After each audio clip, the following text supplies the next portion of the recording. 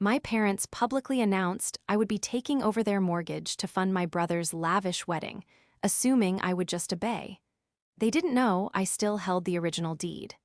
I filed it the next morning, terminating their ownership and their free ride forever. This is where the story truly begins, and you won't want to miss what happens. Make sure you're subscribed to see it through to the end. We're always curious. Where in the world are you all watching from today? Let us know in the comments. I was already running on fumes when I pulled into the driveway of the house I had legally purchased 4 years ago.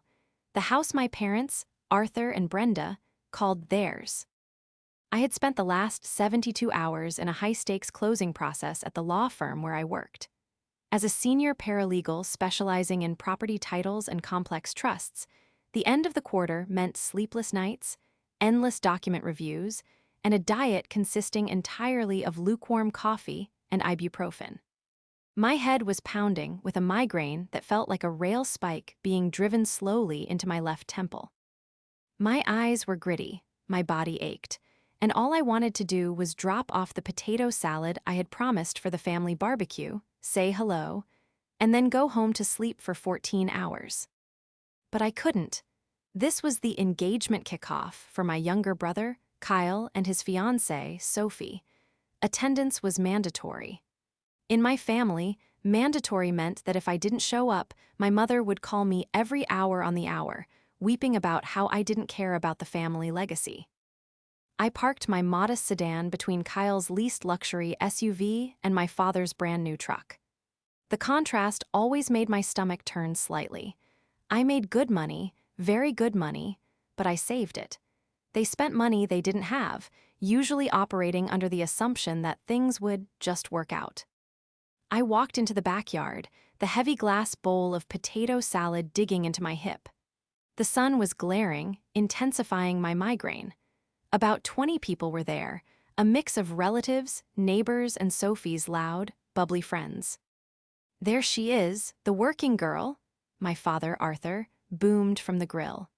He was wearing an apron that said the boss, a irony that wasn't lost on me considering who actually paid the property taxes on the land he was standing on. "Hi, Dad," I said, my voice raspy. "Happy to be here, just a bit tired." "You're always tired, Amy," my mother, Brenda, sighed, appearing at my elbow with a glass of cheap wine. She looked me up and down, frowning at my comfortable slacks and blouse. "Sophie is wearing a dress. You could have tried a little harder for your brother." "I came straight from the office, Mom. I haven't slept in 2 days." "Well, grab a burger and wake up," she snapped lightly, patting my arm with a passive-aggressive force. "We have an announcement to make later. Big news." I drifted to the edge of the patio, trying to find a patch of shade. I watched Kyle holding court by the cooler. He was 28, handsome in a conventional, soft way, and completely useless when it came to adult responsibilities. He had bounced between 3 startup ideas in the last 2 years, all funded by the bank of Mom and Dad. And then there was Sophie. She was standing next to him, glittering. Everything about her was shiny, her hair, her jewelry, her teeth. She was laughing at something Kyle said, her hand resting possessively on his chest. She spotted me and offered a tiny, wiggling wave with her fingers, her smile not quite reaching her eyes. An hour later, the clinking of a fork against glass pierced my eardrums. Everyone, gather round," Arthur shouted. He had his arm around Brenda, and they were beaming. Kyle and Sophie stood next to them, looking like the royal couple of suburbia. I leaned against the siding of the house, closing my eyes for a second. Just get through the toast, I told myself. Then you can leave. "As you know," Arthur began, his chest puffing out, "Kyle and Sophie are tying the knot next spring. It's going to be the event of the season." Cheers erupted. Sophie did a little curtsy.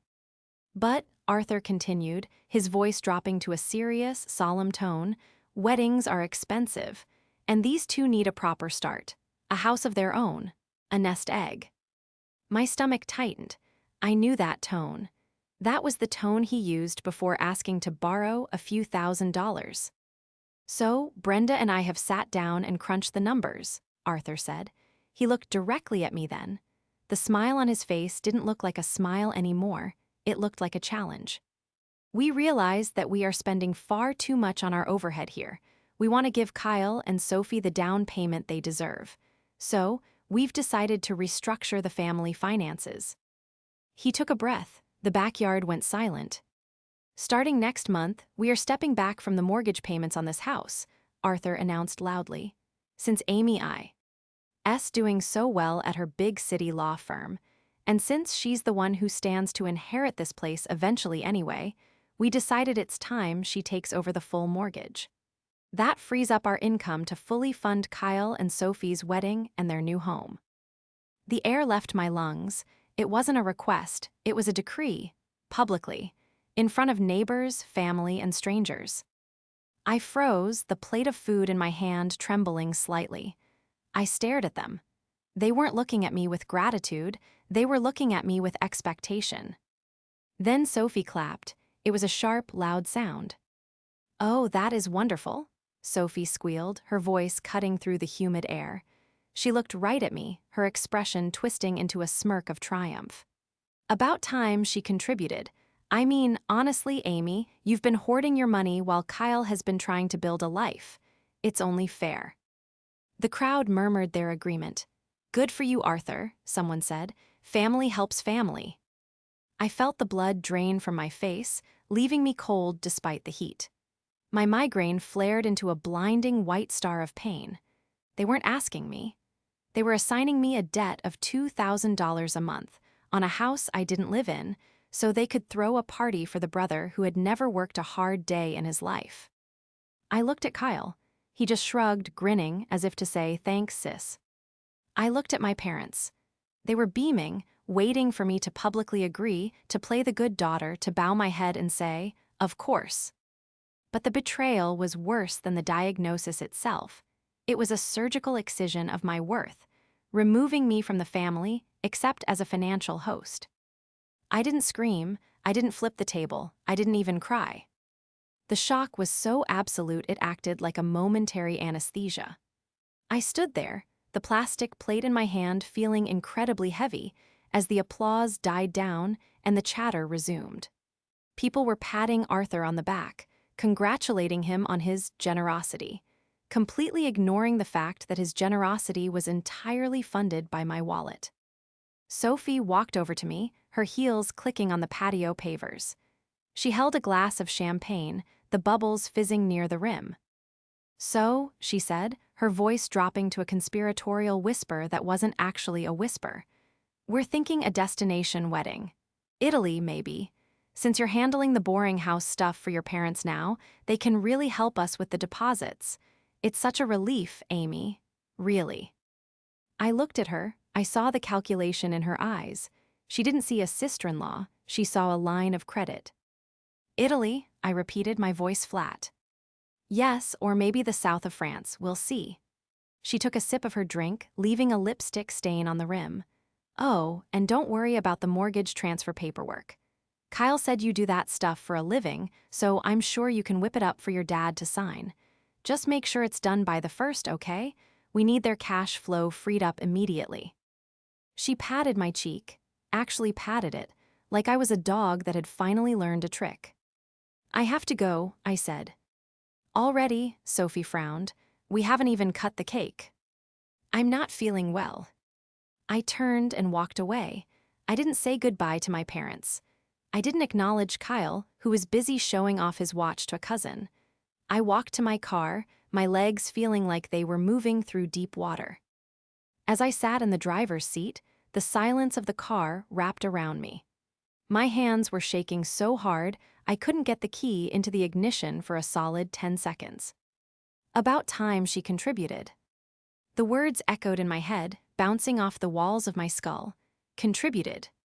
I paid the property taxes. I paid the insurance. I paid for the new roof last year when Arthur claimed he was short on cash because of an investment that went south. I had bought the groceries for this very barbecue. I drove home in a daze.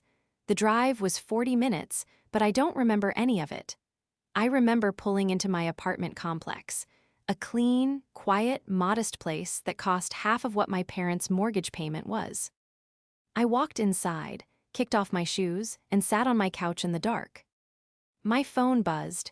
It was a text from Brenda. "Where did you go? Rudeness is not attractive, Amy. Everyone is asking why you left. Dad expects you to come over tomorrow night to set up the bank transfers. Don't be difficult. This is for your brother." I stared at the screen. Don't be difficult. That was the family motto for me. Amy is the strong one. Amy can handle it. Amy doesn't need help. Amy, fix this. I put the phone face down on the coffee table. The migraine was receding, replaced by a cold, hard clarity. It was a sensation I knew well from my job. It was the feeling I got when I found a discrepancy in a title search, a fatal flaw in a contract that everyone else had missed.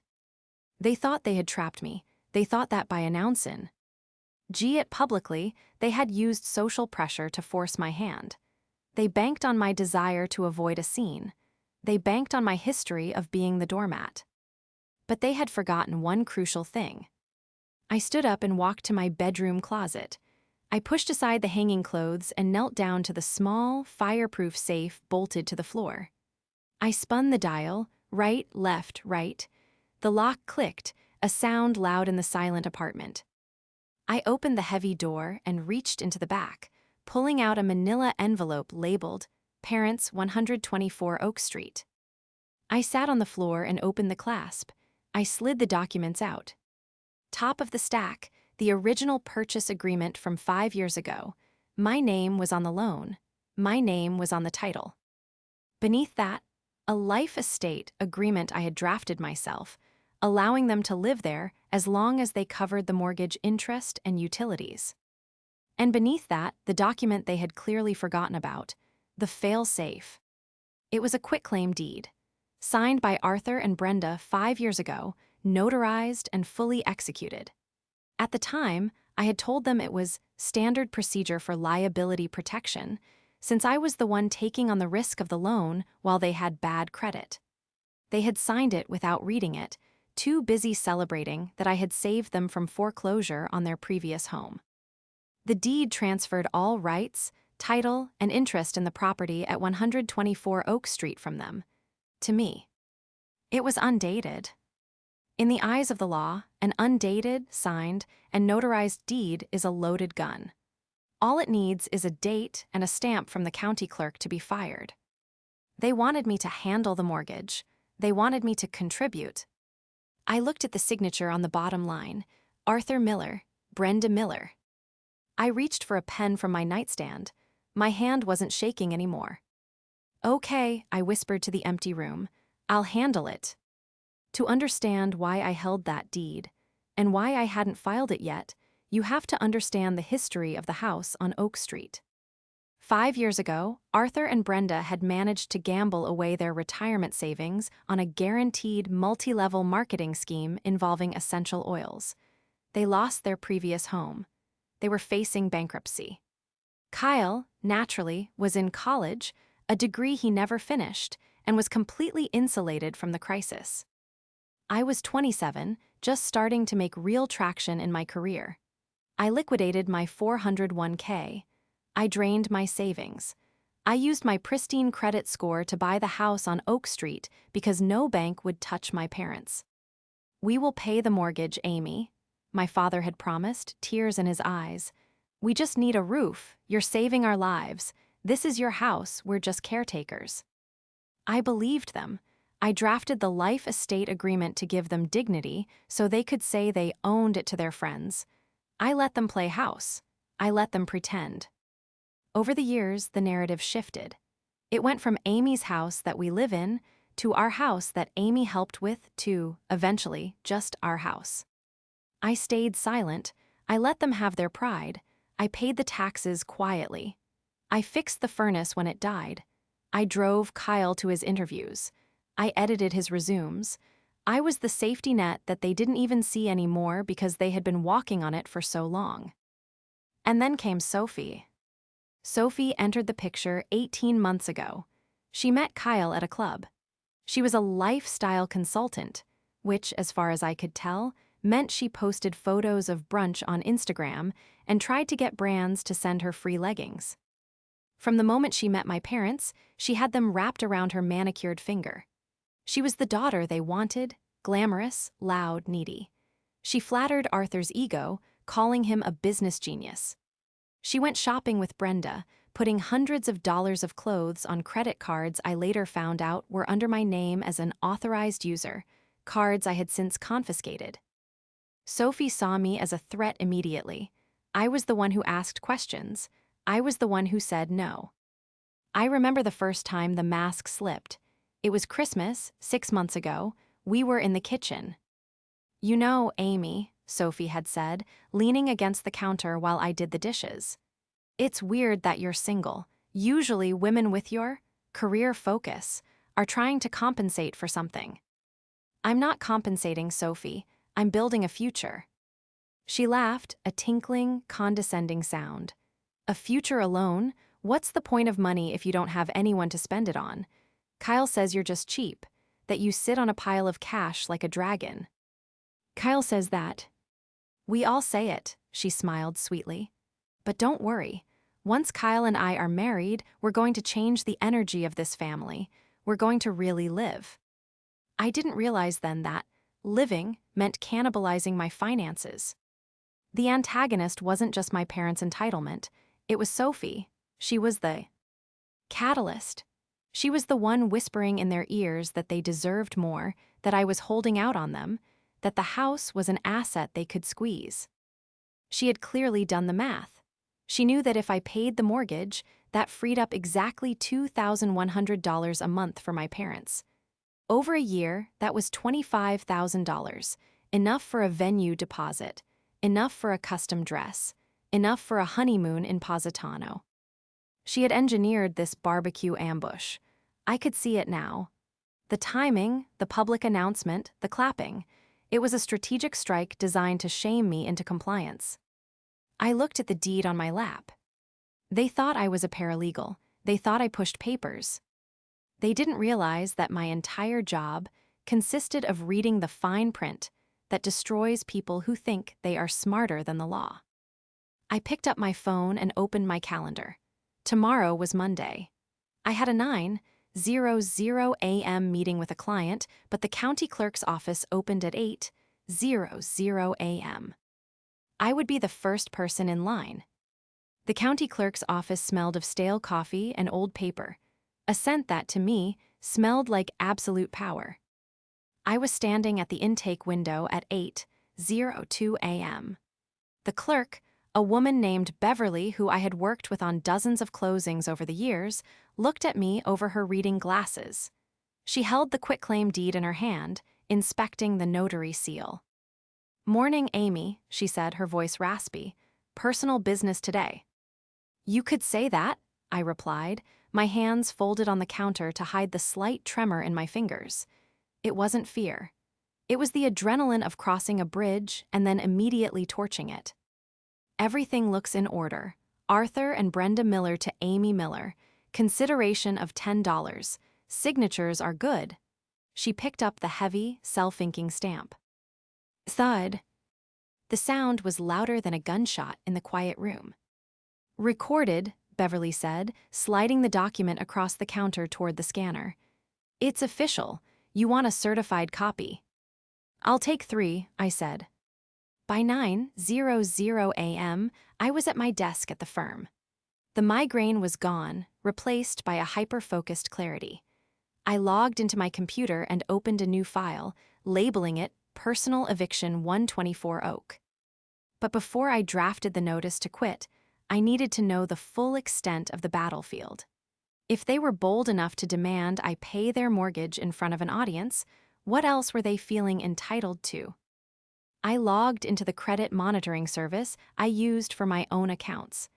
I had authorized user cards for my parents, strictly for emergencies, a setup established years ago when their credit was in the single digits. I usually just paid the minimums and ignored the statements, absorbing the cost as the rent for being their daughter. I clicked on the transaction history for the card ending in 4098. My breath hitched. The bridal barn, $4,200. Prestige limousine service, deposit, $800. Luxury linens and things, $1,500. The dates were all from last week, the week leading up to the barbecue. While I was pulling all-nighters closing corporate mergers, Sophie and my mother had been on a shopping spree, funding the engagement on a card that was legally mine. I felt a cold burn in my chest. They weren't just asking me to take over the mortgage. They had already started siphoning my credit limit to pay for the wedding accessories. Then I saw something that made my blood freeze. Under the Inquiries tab, there was a hard pull from SunTrust Lending dated this morning. 8:15 a.m. I picked up the phone and dialed the number for the bank's lending department. I navigated the automated system with the practiced speed of someone who did this 10 times a day. Loan department, this is Mark. Hi Mark, this is Amy Miller. I'm seeing a hard inquiry on my property address, 124 Oak Street, and I didn't authorize it. There was the clicking of a keyboard. One moment. Yes, we have an application here for a home equity line of credit, $50,000. Applicant is Arthur Miller. Arthur Miller doesn't own the property, I said, my voice ice cold. Well, looking at the file here, he listed himself as owner-occupant. We were just about to order the appraisal. Cancel it, I said. As of 8:02 a.m. this morning, a new deed was recorded transferring full ownership to me. Any application by Arthur Miller is fraudulent. And Mark, if you proceed with this loan, I will sue the bank for negligence before the ink is dry. Whoa, okay, Ms. Miller. I see the title flag popping up now in the system. I'm canceling the application immediately. Do you want to report this as fraud? Not yet, I said. I'll handle the applicant myself. I hung up. I sat back in my chair, staring at the cityscape outside my window. Arthur had tried to take out a $50,000 loan against the equity I had built in the house, probably to pay for the venue deposit Sophie was bragging about. If I hadn't filed that deed this morning, I had slept in or hesitated, he might have pushed it through before the title search caught up. He was going to strip the house of its value and leave me with the debt. The betrayal was total. It wasn't just financial abuse, it was financial predation. I opened my drafting software. I didn't type a letter, I typed a legal notice. Notice to quit and termination of tenancy, AT will. I typed in the names: Arthur Miller, Brenda Miller, Kyle Miller, Sophie Jenkins. I printed it on the firm's heavy bond paper. It looked official. It looked lethal. My phone buzzed. It was a text from Kyle. Hey sis, Mom says don't forget to come over at 6 for dinner. Bring the checkbook, lol. Sophie made lasagna. I looked at the text. Lasagna. The price of my servitude was pasta and cheese. I replied, I'll be there.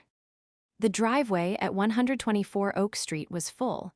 Kyle's SUV, Sophie's convertible, my parents' cars. The house was blazing with light. From the sidewalk, it looked like a happy home. I walked up the path, clutching a leather portfolio. I wasn't carrying potato salad this time. I opened the front door without knocking. I still had my key, after all. Amy, in the dining room, my mother called out. I walked in. The table was set with the good china. There was wine breathing in a decanter. Sophie was sitting at the head of the table, my father's usual spot, looking like she was holding court.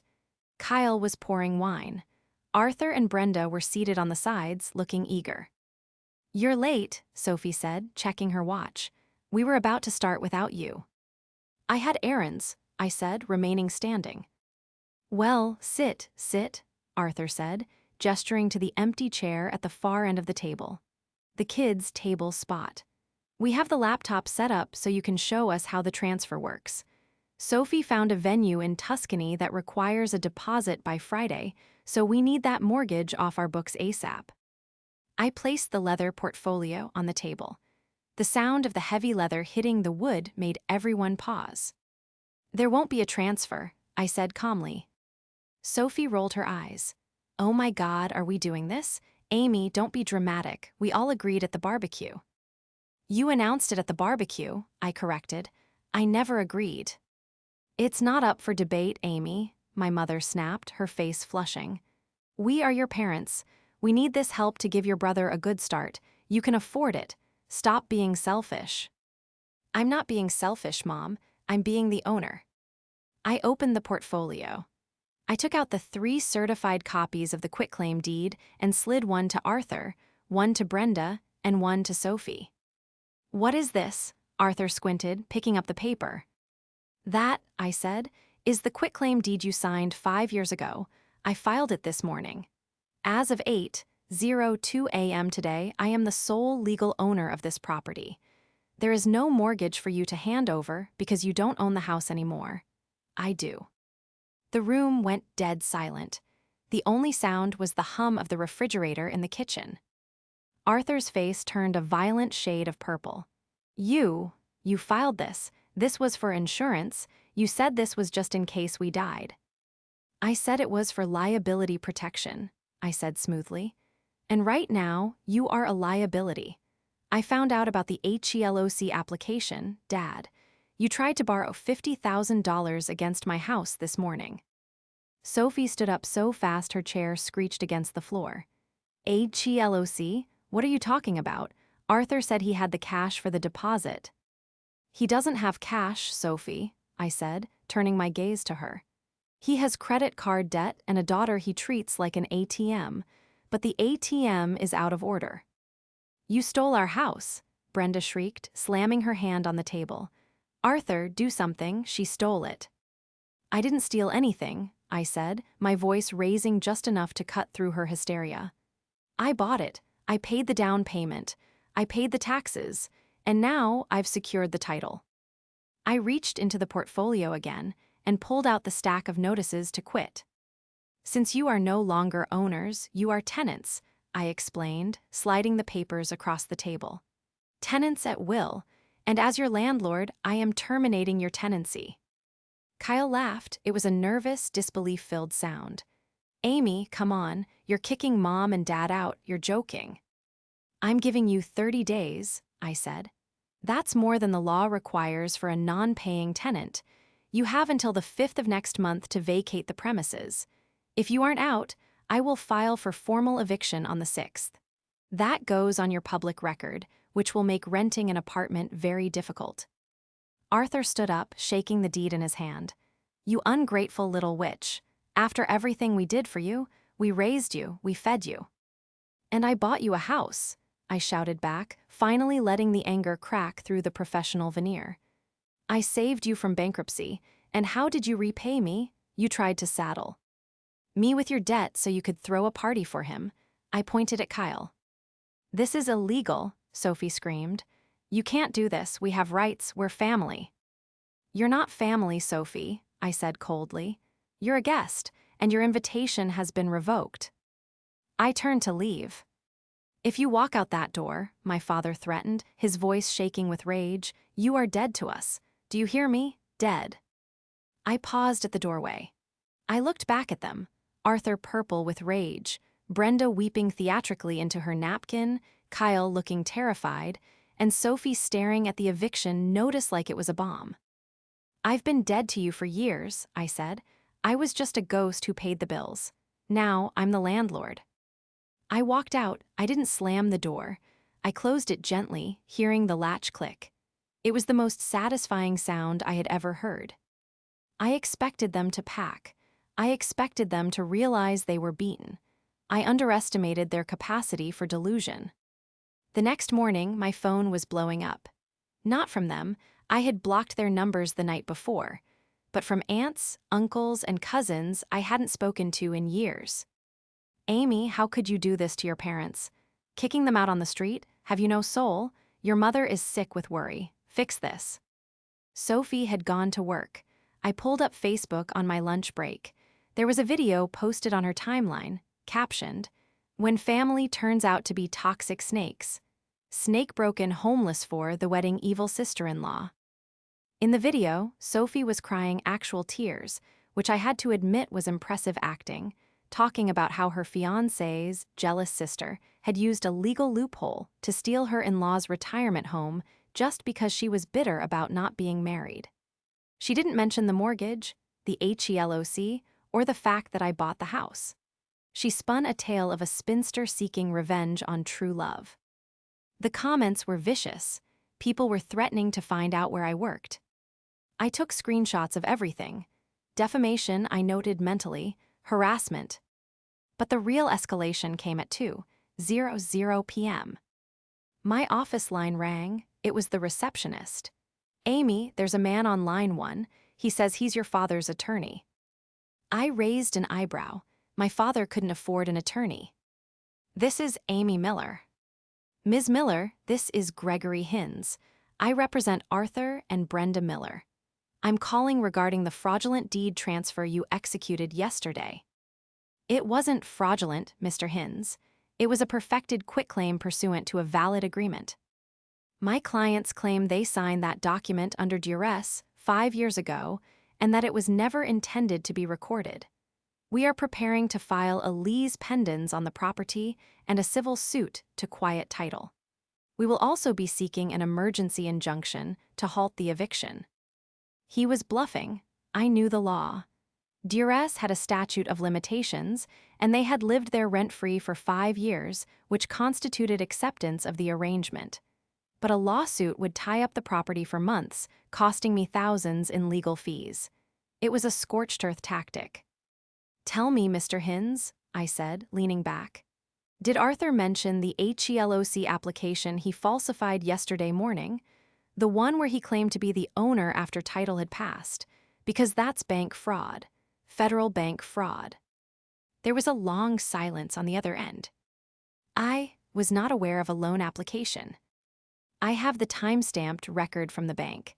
If you file a suit, I will countersue for fraud, and I will refer the loan application to the district attorney. Arthur won't just lose the house, he'll go to prison." Another silence. "I see, I will confer with my client." He hung up. I knew I had stopped the legal assault, but I needed to end this completely. I needed to cut off the supply lines.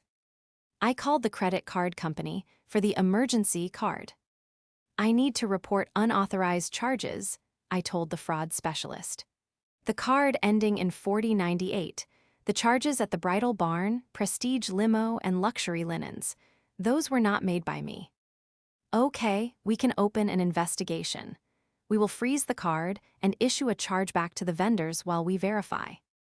"Please do," I said. The beauty of a chargeback is that it hits the merchant immediately. The money is pulled from their account. 2 hours later, my email pinged. It was a notification from the Bridal Barn. Since my email was attached to the card, I got the automated alert. "Payment reversed, insufficient funds dispute." I smiled, but I wasn't done. I went to the power company website. The electric bill was in my name. I had paid it for 5 years. I clicked Schedule Service Disconnection. Date, 30 days from today. I wasn't going to turn the lights out on them illegally. I would follow the eviction timeline to the letter, but I wanted them to get the notification. I wanted the letter to arrive in the mail saying, "Service at this address is scheduled to be terminated." Then the F. A now piece of the puzzle fell into my lap. I received a call from a number I didn't recognize. "Is this Amy Miller?" a woman's voice asked. She sounded stressed. "Yes." "Hi, this is Sarah from Vows and Views, the wedding venue in Tuscany. We're trying to process the second half of the deposit for the Miller-Jenkins wedding, but the card on file was declined. Sophie gave us your number as the backup contact and said you were handling the finances." My grip on the phone tightened. "Sophie gave you my number?" "Yes, she listed you as the guarantor on the contract. She said you're the—" "Sorry, let me read the note. The family banker." I closed my eyes. They had forged my signature.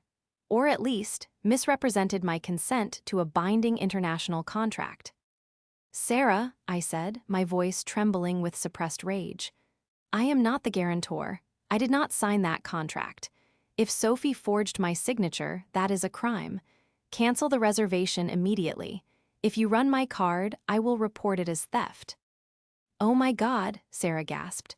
I'm so sorry. I'll cancel it right now.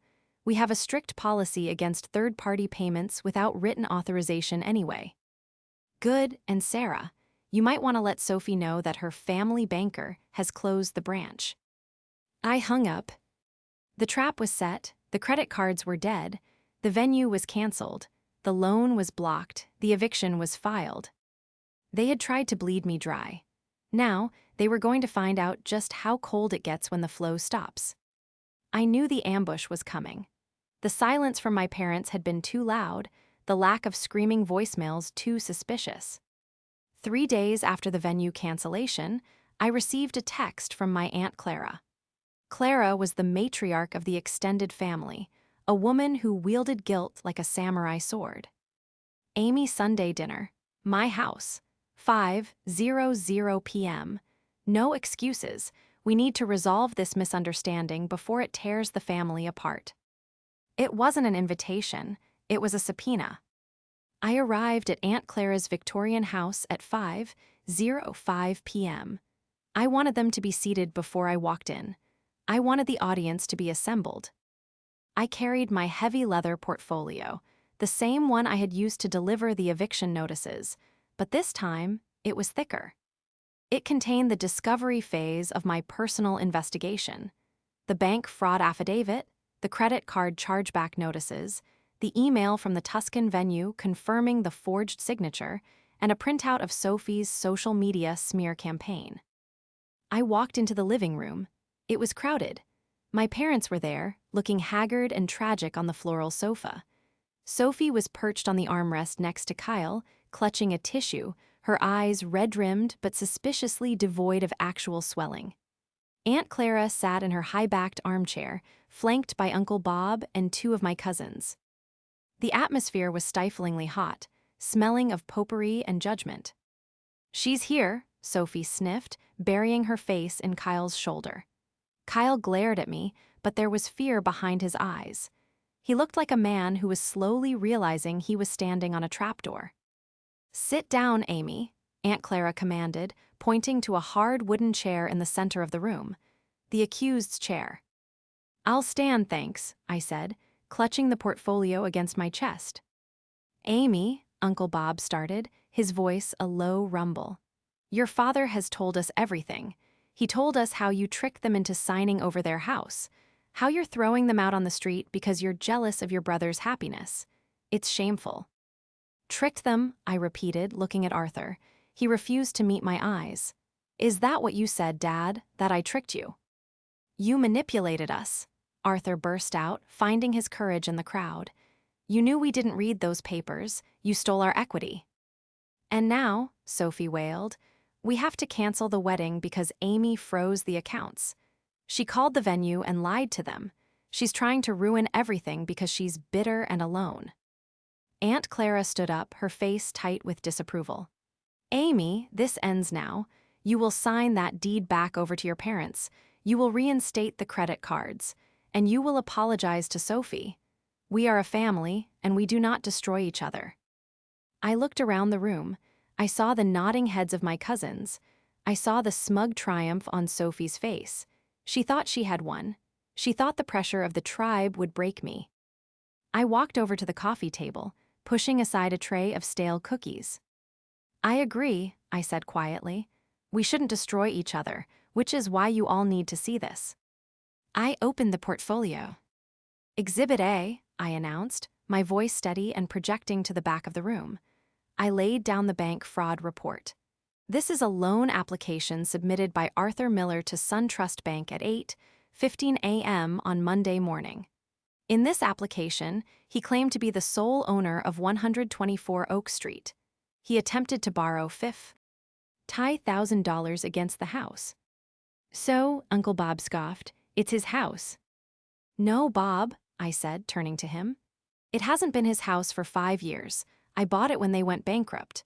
I have paid every tax bill, every insurance premium, and every repair bill. But here is the kicker. Arthur submitted this application after I had already recorded the deed transferring the title. That is federal bank fraud. It is a felony punishable by up to 30 years in prison. The room went quiet. Arthur paled. Exhibit B, I continued, laying down the credit card statements. The family emergency card, the one I pay for. Sophie and Brenda charged $6,000 in 1 week, not for emergencies, for a wedding dress, for limousines. We were going to pay you back, Brenda shouted. With what money? I asked. The money from the loan you were going to take out on my house. I didn't wait for an answer. I pulled out the email from Sarah at Vows and Views. And finally, Exhibit C, the wedding venue in Tuscany. I looked directly at Sophie. Sophie listed me as the financial guarantor. She forged my digital signature on the contract. That is identity theft. That is international wire fraud. Sophie stood up, her hands trembling. I didn't forge it. You said you would help. I never said I would pay for a castle in Italy, Sophie, I snapped. I recorded our conversation at the barbecue. Would you like me to play it? It was a bluff. I hadn't recorded it, but Sophie didn't know that. She froze. I turned back to Aunt Clara. You want me to sign the house back. If I do that, the bank will seize it within a month because Dad has no income to pay the mortgage. You want me to apologize? I'm the only reason they aren't in a homeless shelter right now. I looked at Kyle. He was staring at the documents on the table. He picked up the email about the forged signature. He read it, his lips moving slightly. You signed Amy's name, Kyle whispered, looking up at Sophie. I had to, Sophie shrieked, her mask finally slipping completely. Your parents are broke, Kyle. They have nothing. They promised me a wedding. They promised me a house. And she pointed a shaking finger at me. She's hoarding it all. She has a good job. She has savings. She doesn't need the money. It's not fair.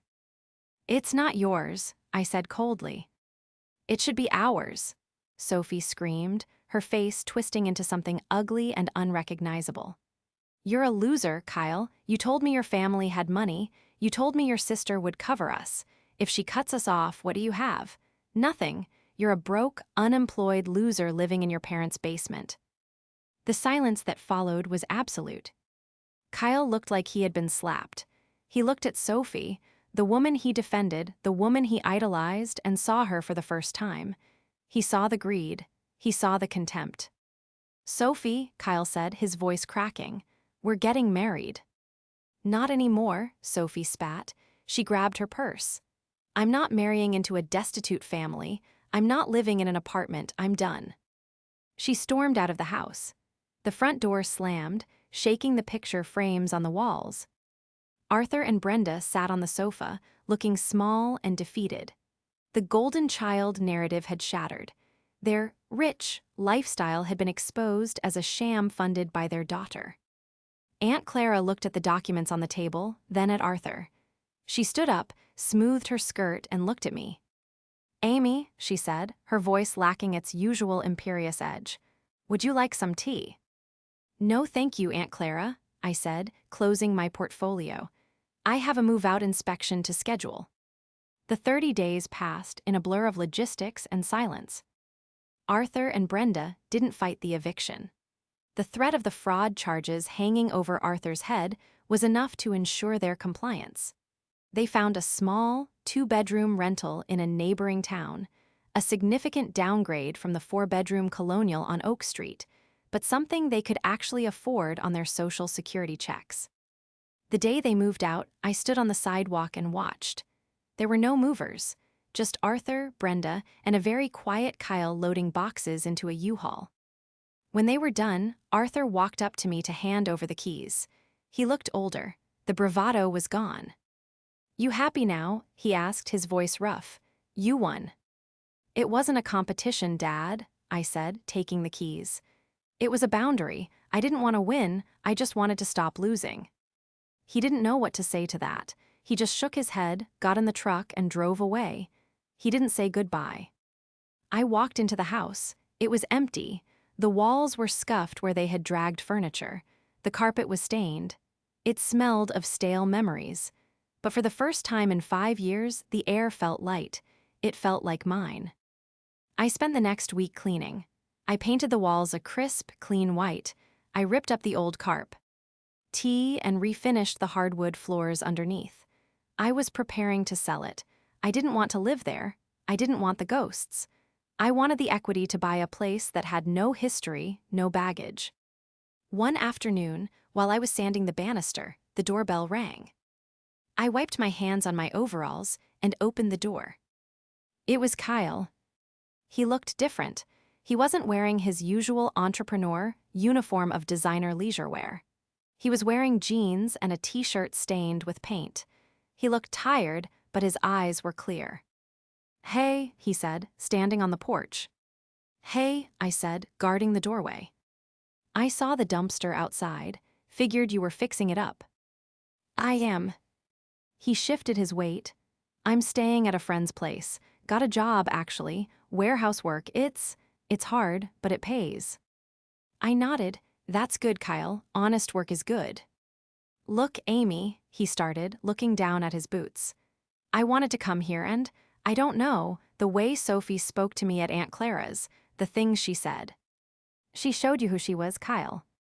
"Yeah, but she also showed me who I was," he said, looking up at me. "I was a leech, Amy. I let Mom and Dad bail me out. I let you bail me out. I sat there and clapped when they said you'd pay the mortgage. I clapped because I thought I was owed it, because I was the special one." He laughed, a bitter, dry sound. "I'm not special. I'm almost 30, and I have nothing to show for it but a canceled wedding and a mountain of debt." I softened just a fraction. "You're young, Kyle. You can rebuild, but you have to do it yourself." "I know," he said. I wanted to say I'm sorry, for everything, for the house, for not defending you. You were the only one holding the roof up, and we tried to knock the pillars down." He reached into his pocket and pulled out a small, crumpled envelope. "It's not much," he said, handing it to me. "First paycheck, it's $200. I know I owe you thousands for the credit card stuff Sophie bought, but it's a start." I took the envelope. It felt heavier than the check inside. It represented the first time my brother had ever taken responsibility for his own existence. "Thank you, Kyle," I said genuinely. "It's a start." "Are you going to sell the place?" he asked, looking past me into the empty hallway. "Yeah, I think it's time for a clean slate, for all of us." He nodded. "Well, good luck with the sale. You deserve it, Amy, you really do." He turned and walked down the path. He walked with a little more weight on his shoulders, but he walked straighter. I went back inside and closed the door. I walked to the center of the empty living room. The afternoon sun was streaming through the windows, illuminating the dust motes dancing in the air. My phone buzzed. It was a notification from my bank. The refund from the wedding venue had cleared. The credit card disputes were resolved in my favor. The house was fully in my name, unencumbered by their debt or their expectations. I sat down on the floor, in the middle of the sunbeam. I closed my eyes and took a deep breath. I had lost my parents, though in truth, I had lost them a long time ago. I had lost the illusion of a happy family. But I had found my voice. I had found my spine. And most importantly, I had found my freedom. I opened my eyes and smiled. The silence in the house wasn't lonely anymore. It was peaceful.